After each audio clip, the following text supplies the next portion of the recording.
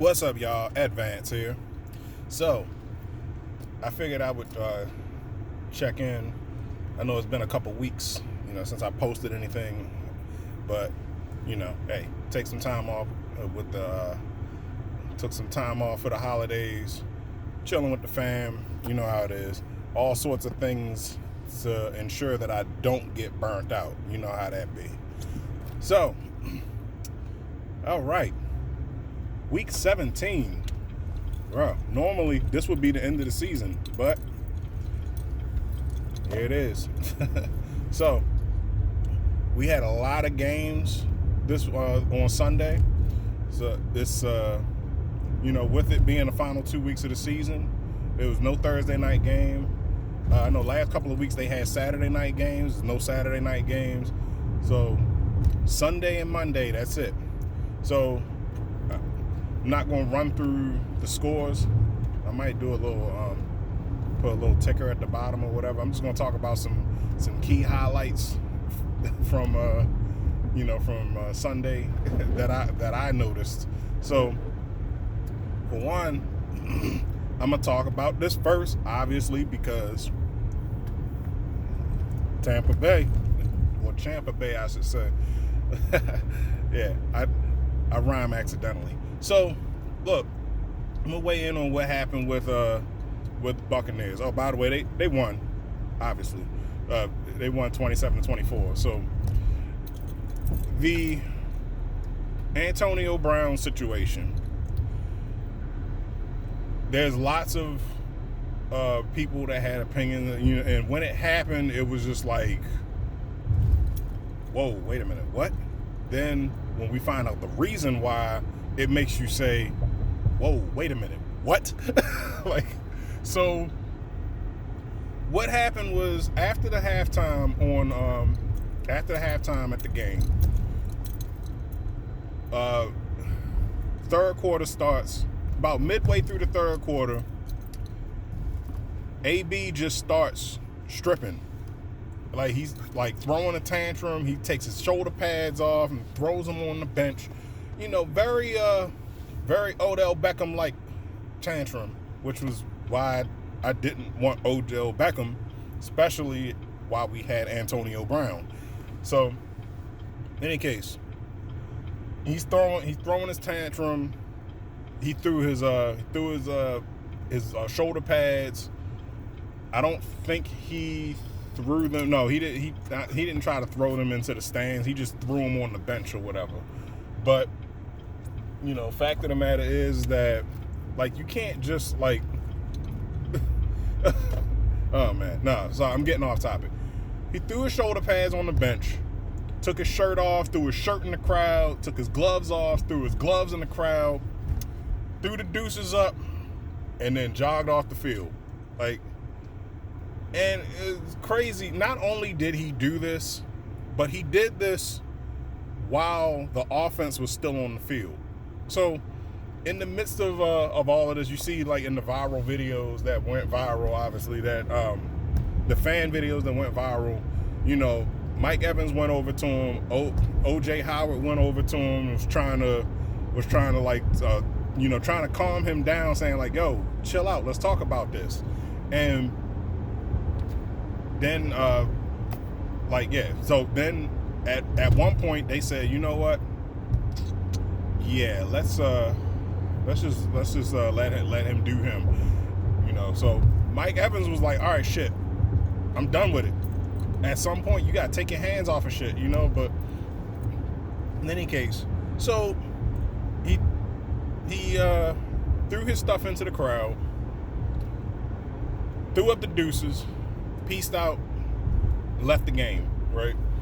And when it happened, everybody was kind of bewildered because they was like, wait, we don't think, no, he didn't get ejected, so, like, what happened? So he came out of the game, and it was reported that, people tried to get him to go back into the game, including Bruce Arians, who was not the biggest Antonio Brown fan.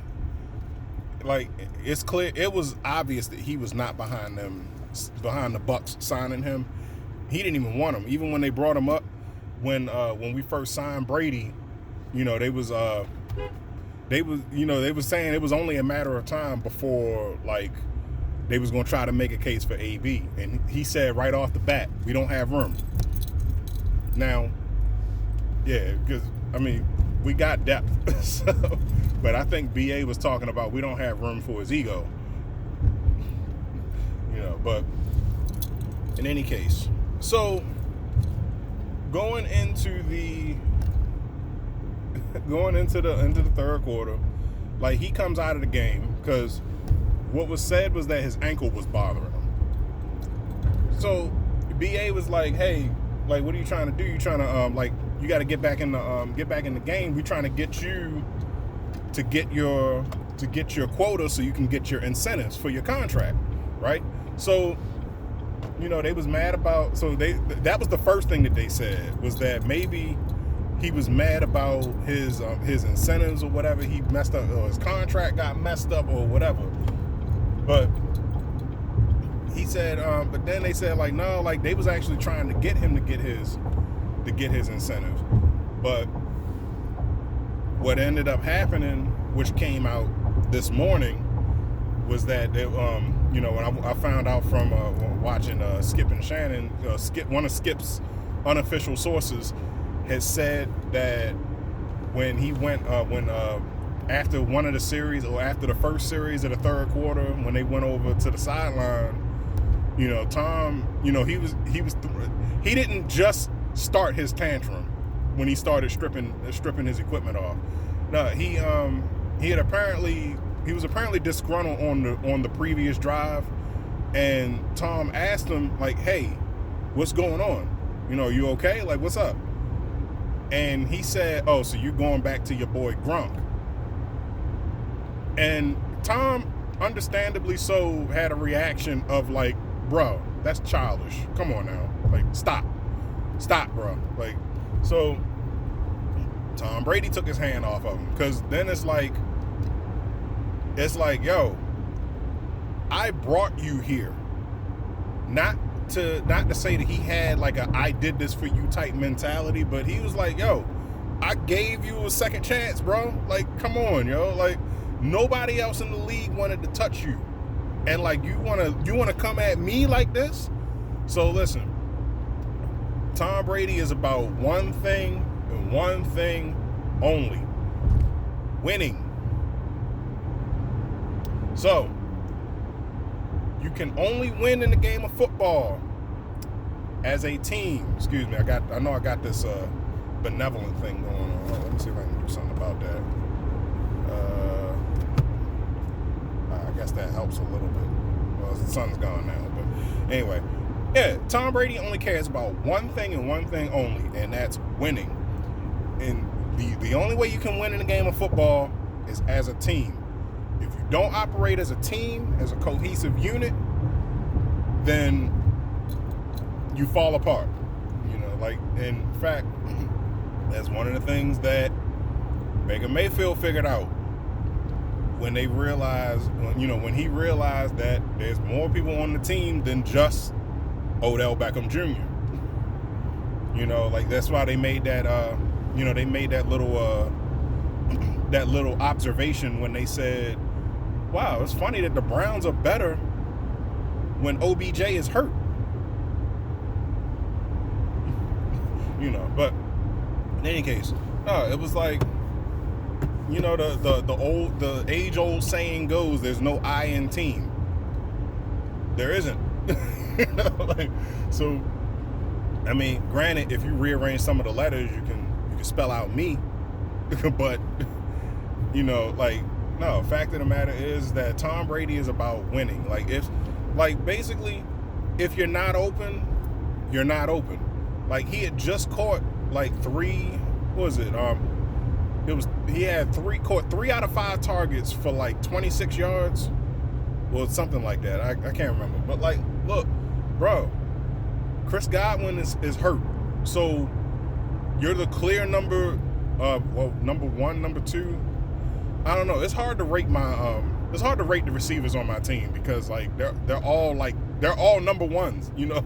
So, but like, bottom line is, you're the clear cut target. So especially after last week, because when we didn't have no Mike Evans and no Chris Godwin, like, yeah, he caught 10 out of 15 targets for 101 yards. So, like, I don't know. Maybe it was a combination of several things. Like with his ankle hurting him the way that it was hurting him, he knew that he wasn't going to be able to finish the game out. Therefore, get him that much closer to his incentive. But I think they said he only needed like 33 yards. Like, bro, you can get that next week. Like, you know, while we're talking about like incentives and everything, I'm just glad that Mike Evans' injury wasn't as severe as it was, because, you know, now he can continue his streak of getting you know, consecutive seasons with 1,000 yards or 1,000 yards plus. So he has a chance to get that. I think he's at like 840 right now, 845, somewhere in there, somewhere over in there. So, you know, he can clearly get that next week. You know, because I think he got what did he catch? He caught 3 out of 3 targets for like 39 yards, and he was and a touchdown. So yeah. But in any case, getting back to AB, like that shit was just selfish though. Like, even like to be like, oh, so you going back to your boy Gronk? Like, your boy Gronk? Like, seriously? Like, bro, y'all was part of that whole like New England package that came there. And then, like, on top of that, you wait until we sign Le'Veon Bell, also from the Steelers, to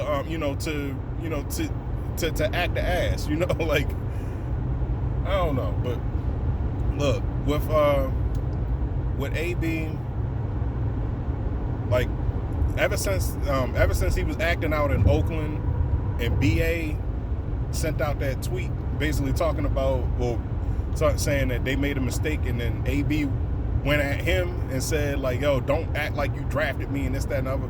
Because I think Bruce Arians was he was a wide receivers coach or a quarterbacks coach or something. He was involved with Pittsburgh's offense. I can't remember exactly what he used to do, but yeah, like, no, like Gronk, and Fournette are all part of that new that Brady dynasty. You know, that's why, like, when I make these videos, the original video that I made was called Buck Dynasty, because that pretty much started a new legacy in Tampa. Now, of course, we have we got Mike Evans, and we got Devin White, you know, and we got all the first round picks and everything. But when we actually, like, the 2020 season actually started a winning culture in Tampa. And you know what? Brady had a lot to do with that.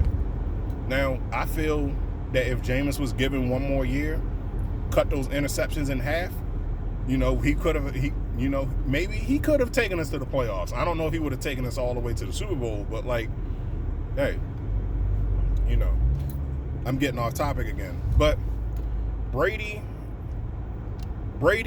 Gronk, Fournette, and Antonio Brown. Basically every name that, you know, that Tom Brady brought with him into the team, you know, to the team, is, you know, that's part of that dynasty. So, like, it shocked me that that would be the reason why he would have acted out the way that he did. You going back to your boy Gronk. Like, bro, this is a team, yo. Like, and what the thing that made, you know, the Tampa Bay Buccaneers so what am I trying to say? So great or so good, you know, likable this year, was the fact that, you know, they kind of developed that family atmosphere, yo. Like, that, you know, we're gonna look out for one another. Like, think about this. The Bucs was able to re-sign all 22 starters come back. Everybody whose contract was up, they was able to work out their deals. And it was crazy because they all made a pact and said, look, we're gonna do whatever we need to do to keep this team together. And a lot of people credit Brady with that. Like they're saying like, oh, well, Mike Evans did what he did because he learned from Tom Brady. No, Mike Evans has been restructuring his contract for years. So that, yeah. like he's always been restructuring because he wanted to because he always does what's best to try to alleviate the cap space. Once again, benefiting the team over the individual. And you know what? And Mike Evans gets repaid for that on the back end. So like, yeah. Shit. Mike Evans is the Buccaneers, So anyway, I say that to say that in the end, bottom line is Antonio Brown bit the hand that fed him, and it's not to put it into a master and slave mentality, but like bro, like Antonio Brown burned every bridge that he burned every bridge that he crossed, and even a bridge that he didn't cross. So like, cause he set fire to the bridge before he even crossed it. Turns out he was able to dash across before it completely collapsed, with a lot of help from Brady. But like at the end of the day, like BA said, zero tolerance. Like if you fuck up, you're gone. And yeah, he fucked up. Like he fucked up twice. Like, because even after that whole fake vax card situation, which was something that they kind of glossed over. Tom was somehow able to talk him into giving him a mulligan on that one, which is crazy because like that's like some serious shit. Now, not being vaccinated in the NFL apparently is not a big deal because they say like, all right, hey, like if you don't want to take the vaccine, fine, just acknowledge the fact that there's going to be extra protocols that you have to go through to in order to play, so because yeah, so. And one of the things that the Buccaneers was able to hang their hat on was that they said at the beginning of the season that this was the first team, the Buccaneers was the first team to have 100% vaccination. 100% vaccination. And lo and behold, it was like, oh, wait a minute, hold up. Technically, you didn't, because then there was this issue with AB. And the reason why that came about was because he got into it with his private chef. Like, he got into it with his chef. And then the chef said, like, he didn't want to pay him what he was worth or what he owed or whatever. The chef was like, oh, okay. You want to do that? All right. Hey, TMZ, come in for a second. And then next thing you know, we got another scandal out here on him. So, despite that, it took them a couple of weeks to really deliberate on what they was going to do with Antonio Brown, but eventually the Bucs released a statement that said we're not going to release him. So you had strikes on a zero tolerance, and you fucked up. Bottom line,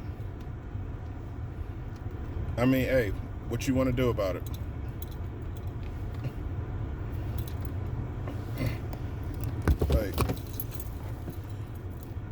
Like, I mean, BA came out and said, yo, he's no longer a Buck.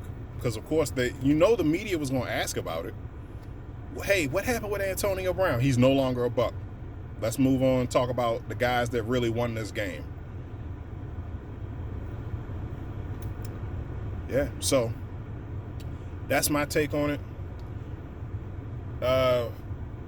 AB was selfish. There was even a video after the fact, after everything happened, where, you know, there was a fan, or not a fan, but it was there was an Uber driver that picked him up from the Meadowlands, and, you know, he's in the back cheesing like, hey, once again throwing up the deuces and shit.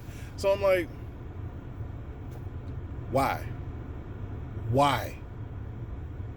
I find myself asking myself that question a lot with anything that involves Antonio Brown. Like, just why? But hey, it is what it is. My name is Advance. Don't forget to like, share, subscribe on everything. Sorry I went into a rant, talking in circles and shit, but hey, that's what happens. I'm out.